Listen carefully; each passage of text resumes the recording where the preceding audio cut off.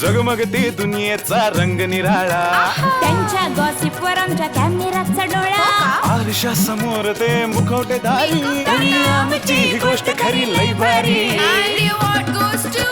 भारी भारी लय मी चांगल्या भारी, स्क्रिप्टची वाट बघतोय. भारी भारी लय भारी, भारी भारी लय भारी, भारी भारी लय भारी. हाय फ्रेंड्स, लय भारी मध्ये आपल्या सगळ्यांचं लय भारी स्वागत आहे. आज आपण जाणून घेणार आहोत पिंडदान आणि बर्नी या सिनेमांविषयी आणि जाणार आहोत सैराटच्या सक्सेस पार्टी मध्ये. पुनर्जन्म, रिइन्कार्नेशन. विश्वास आहे म्हणून सो या शुक्रवारी रिलीज झाली आहे फिल्म पिंडदान. मनवा नाईक आणि सिद्धार्थ चांदेकर ही जोडी पहिल्यांदाच आपल्याला दिसेल. फिल्मचा लुक यो आहे कारण ह्याचे दिग्दर्शक आहेत फॅशन इंडस्ट्री के जानी माने फोटोग्राफर बंटी प्रशांत. लोकांना काय दाखवायचं हे नव्हतं माहीत. आम्ही काय करू शकतो हे खूप महत्त्वाचा भाग असतो. तर करताना एक होतं की करा आपण या कथेला घेऊन आपण पडद्यावर कसं दाखवू शकतो, स्टोरी कन्वे करू शकतो की थ्रू कॅमेरा, व्हिज्युअल्स म्हणजे. तर ते खूप महत्त्वाचं होतं आमच्यासाठी आणि म्हणून हा पिक्चर मला वाटतं घडला. मनवा या सिनेमात फारच सुंदर दिसली, स्पेशली कॉस्ट्युम्स. वा, तिचा रोलही हटके आहे. या फिल्मचा तिचा अनुभव कसा होता ते ऐकूया.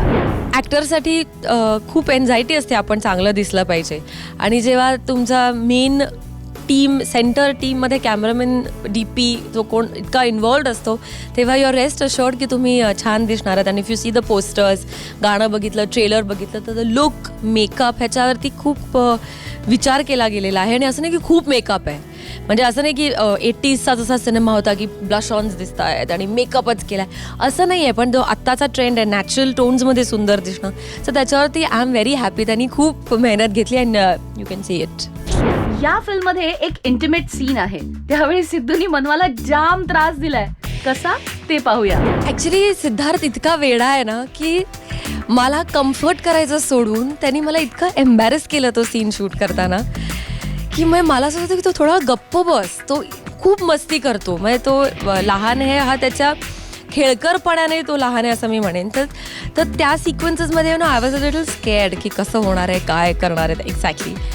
पण I don't think anything went wrong. पण सिद्धार्थने मला खूप छळला आणि नॉर्मली मेल को ॲक्टर्स हे मुलींना कम्फर्ट करतात, पण सिद्धार्थने मला अजिबात कम्फर्ट नाही केला. त्यांनी छळून काढलं आणि मोठ्या मोठ्याने तो सगळ्यांसाठी एम्बॅरेसिंग अशा गोष्टी बोलायचा, you know, with about that scene. त्यामुळे ते खूप, I can't even tell you that. पण but what I am happy about is की तो एस्थेटिकली खूप चांगला शूट केला आहे सीन. तर तो चीप किंवा चीझी नाही आहे आणि ॲक्च्युली तो फार बोल्ड पण नाही आहे, म्हणजे इट्स ओके. यात एक फॉरेनर अभिनेत्री सुद्धा आहे, ती चक्क मराठीत बोलली आपल्या सर्वांची.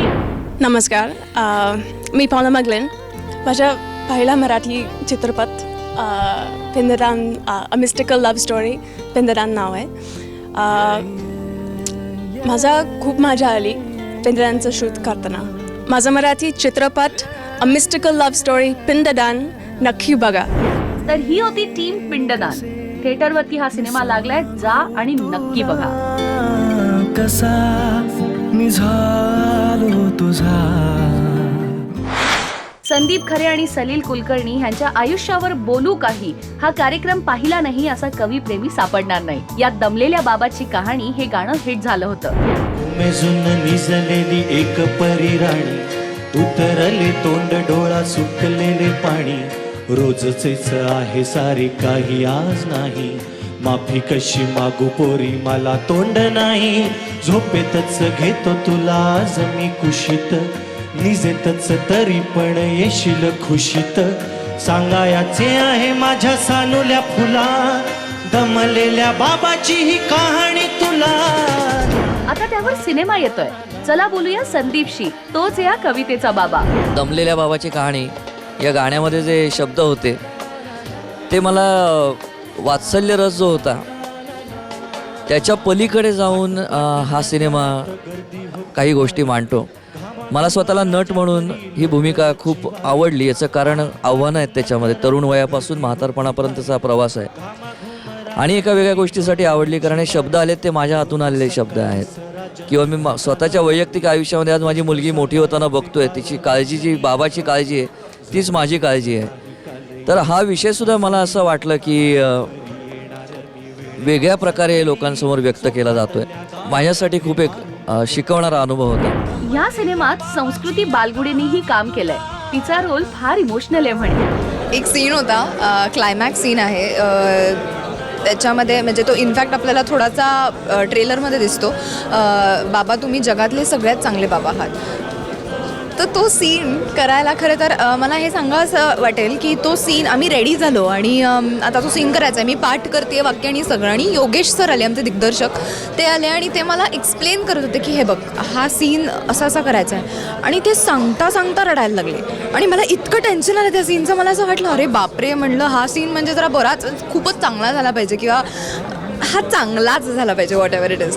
आणि मी जी त्या सीनच्या नंतर जी सुरुवात झाली माझी रडायला, ती सीन झाल्यानंतर सुद्धा पाऊण तास थांबली नव्हती. आणि दीप्ती भागवत ज्या माझ्या आईचा रोल करतात त्या म्हणून म्हणाल्या की अगं तुला काय पाहिजे, आपण चॉकलेट आणतो. तर मी एका पॉईंटला म्हणले हो प्लीज मला चॉकलेट आणा.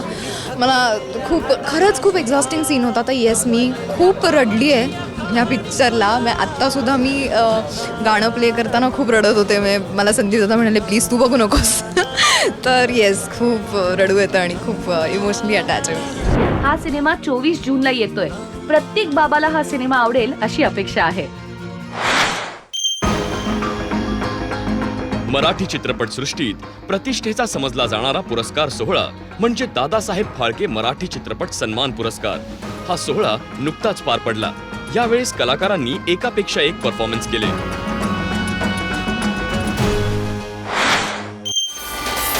लय भारी एक्सप्रेस वायझेड चित्रपटाचं आणखी एक पोस्टर झालं लॉन्च. छंद प्रीतीचा या सिनेमाचं नुकतंच शूटिंग पूर्ण झालं. प्रथमेश परब लॉट आव गौरी या हिंदी नाटकातून करणार डेब्यू. पार्थ भालेराव आता आपल्याला दिसणार मुख्य भूमिकेत डिस्को सन्या या चित्रपटातून. अंकुश चौधरीचा ऑटोग्राफ हा सिनेमा रिलीज होणार 12 ऑगस्टला. 12 मार्च चित्रपट झाला 17 जूनला रिलीज. लॉस्ट अँड फाउंडचं मोशन पोस्टर झालं आउट. 20 जूनला सादर होणार गेला उडत या नाटकाचा 25वा प्रयोग. शौर्य चित्रपट लवकरच येतोय प्रेक्षकांच्या भेटीला. मनोरंजनाच्या या लय भारी दुनियेची सफर अशी सुरू राहणार आहे. पाहत रहा 9 एक झकास. जगमगते दुनियेचा रंग निराळा, त्यांच्या गॉसिपवर आमच्या कॅमेराचा डोळा. आरशा समोर ते मुखवटेधारी, आमची ही गोष्ट खरी लय भारी. भारी भारी लय चांगल्या स्क्रिप्टची वाट बघतो. भारी भारी लय भारी भारी भारी लय भारी भारी भारी लय भारी. जगमगते दुनियेचा रंग निराळा, त्यांच्या गॉसिपवर आमच्या कॅमेराचा डोळा. आरशा समोर ते मुखवटेधारी, आमची ही गोष्ट खरी लय भारी. भारी भारी लय चांगल्या स्क्रिप्टची वाट बघतो. भारी भारी लय भारी भारी भारी लय भारी भारी भारी लय भारी. सुभाष भेंडे यांची जोगीण ही कादंबरी खूप गाजली. 70च्या दशकात आलेल्या या कादंबरीची भुरळ निलिमा लोणारी यांना पडली आणि आज बर्नी साकारला.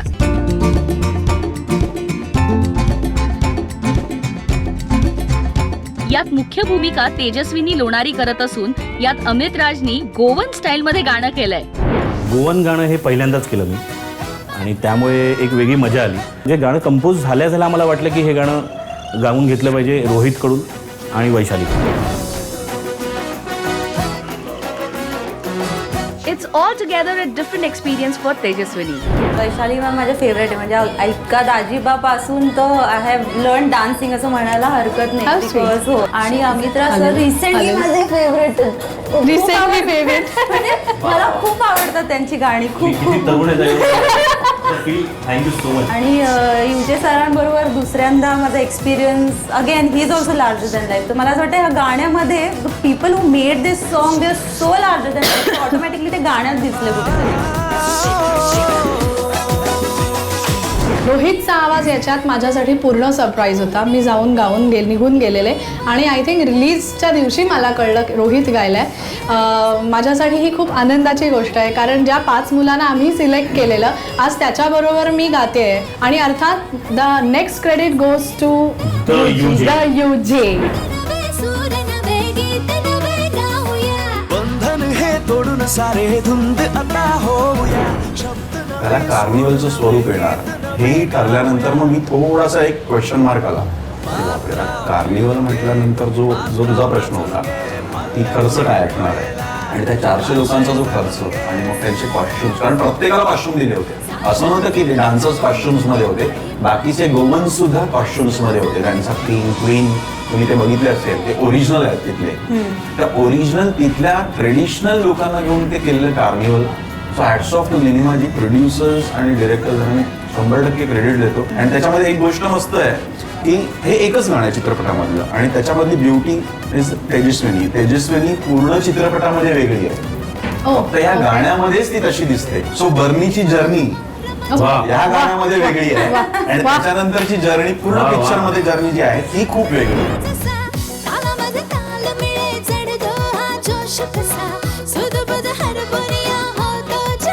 खूप त्रास दिला या गाण्याला, म्हणजे डिरेक्टर प्रोड्युसर असं त्यांनी नाही, त्यांनी सपोर्ट केला. त्रास कोणी दिला पावसाने. बर्नीमध्ये 7 वाजता आम्ही सगळे लाईट्स वाईट समीरजीनी एकदम चकाचक एकदम स्टार्ट आणि आम्ही सुरू करणार आणि पाऊस सुरू झाला. पाऊस सुरू झाला तो रात्री जवळजवळ 12:30-1 पर्यंत आणि मी असंच असलेलो. आणि मग पहिल्या दिवशी आम्ही मला वाटतं 3-1 तास आम्ही जेन्युअनली सांगतो 3-1 तास तेजस्विनी आपण शूट केला. आणि दुसऱ्या दिवशी परत आशीर्वाद द्यायला निनिमाजींना पाऊस आला आणि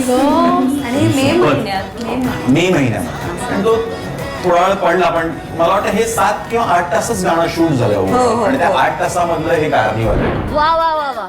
आता इतकी सारी टीम जमल्यावर गाना तो होगा, कारण चॅनल आहे 9X झकास.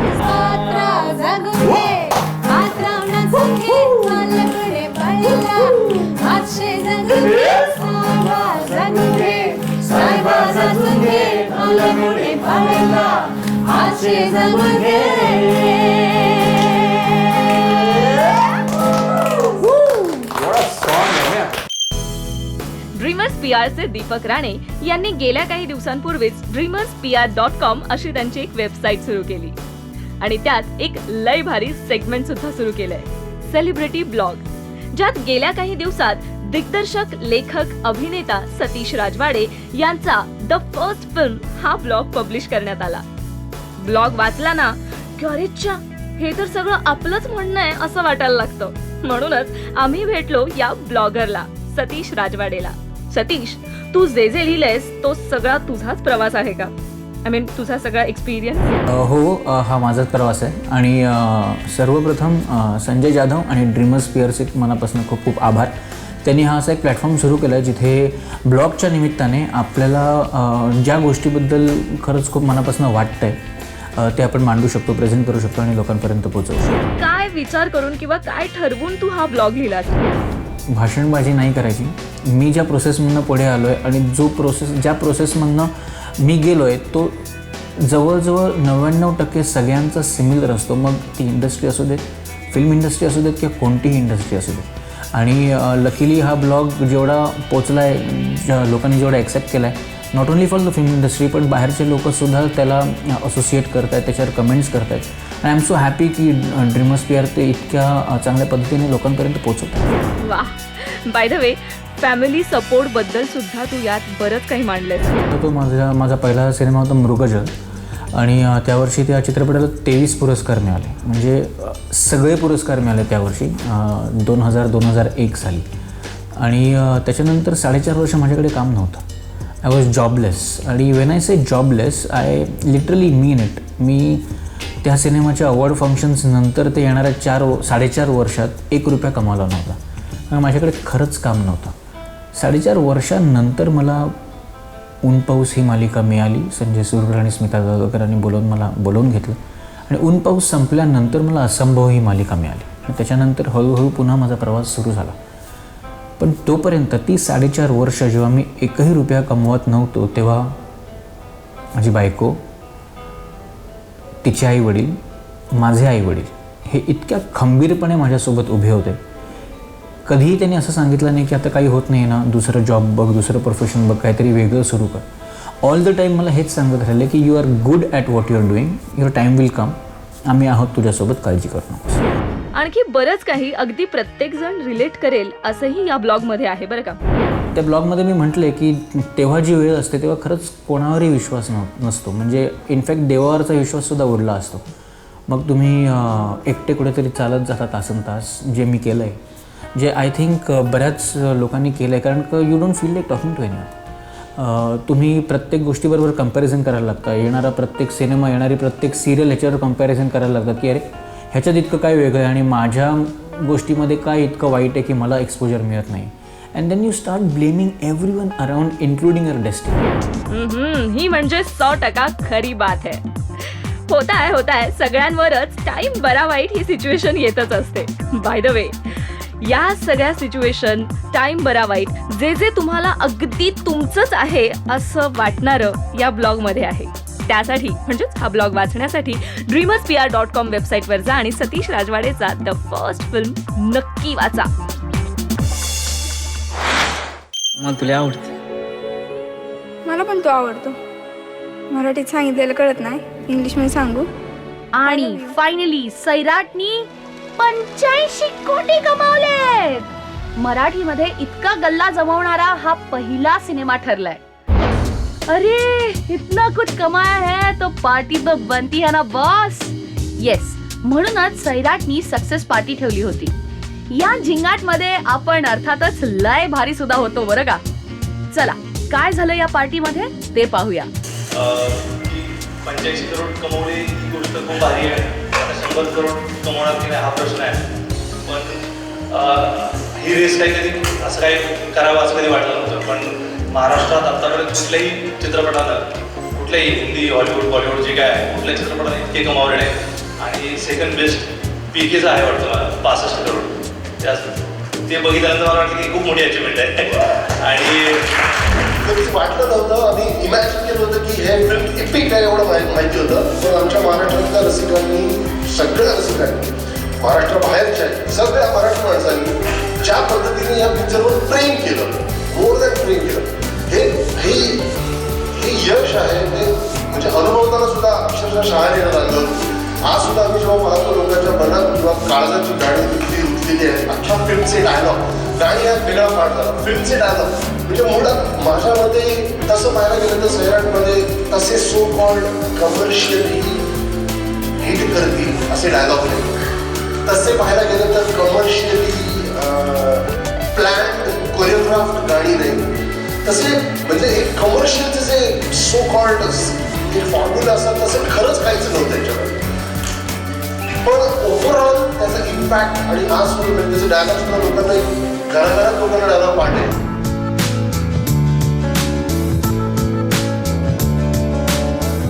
अत्यंत आनंदी अशा वातावरणात ही पार्टी झाली. सर, व्हायलाच पाहिजे. आवाज वाढीव डीजे, सैराटची शपथ आहे. भारी भारी लय भारी, भारी भारी लय भारी. मनोरंजनाने भरपूर असा हा लय भारी प्रवास आज इथेच थांबतोय. पुन्हा भेटूया पुढच्या आठवड्यात लय भारी गॉसिप सह. Tata, bye bye, see you. भारी भारी लय भारी. 9X झकास, आई शपथ.